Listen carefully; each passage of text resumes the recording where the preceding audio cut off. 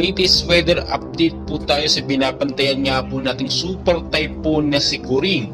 Muli pong namataan na may estimated po ngayon na 95 kilometers east of kasiguran Aurora pa rin po siya, at ang hangin nga po lalo pong lumakas ngayon, nasa 215 kilometers per hour. Malapit pa rin po yan sa sentro, at ang bugso naman po pumapalo ngayon sa 240 kilometers per hour.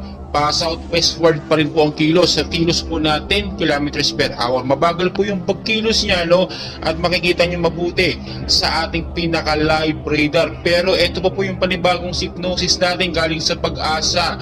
Namataan na naman po, isang low pressure area po sa labas ng ating Philippine Area of Responsibility na may layo pong 2,325 kilometers east of Central Luzon po yan, at ang hangin po nito ngayon ay pumapalo po sa 45 kilometers per hour. Malapit po sa sentro na may bugso pong pumapalo ngayon sa 55 kilometers per hour po yan.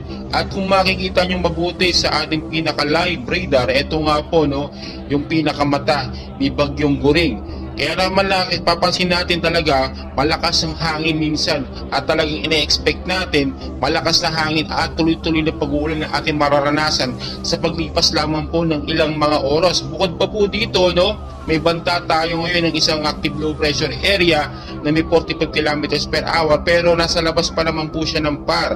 So hindi po masyadong apektado ang bansang Pilipinas natin dito sa panibagong bagyo na ating binabantayan.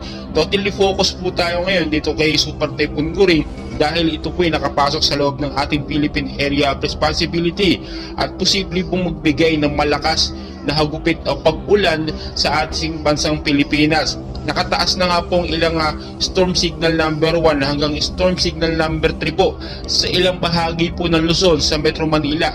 Apektado rin po ngayon ng malakas nga po na pag-ulan ng Visayas at Mindanao. Mag-I'm ready po tayo sa mga posibilidad, lalo na po sa mga lugar po na bahain. Maging aral na po sa atin yung naging mga nakaraang super typhoon. Kaya ngayon pa lamang po kung pag may alert tayo na patuloy na pag-uulan, especially po sa Metro Manila, umiwas na po agad tayo, makipagsangguni na po agad tayo sa LGU para magawa ng paraan. Ganon din po sa matataas na lugar, yung mga nakatira dyan sa matataas na lugar. Kapag alam po natin may patuloy na pag-uulan, expected po natin na posibleng lumambot ang lupa at magkaroon po ng landslide.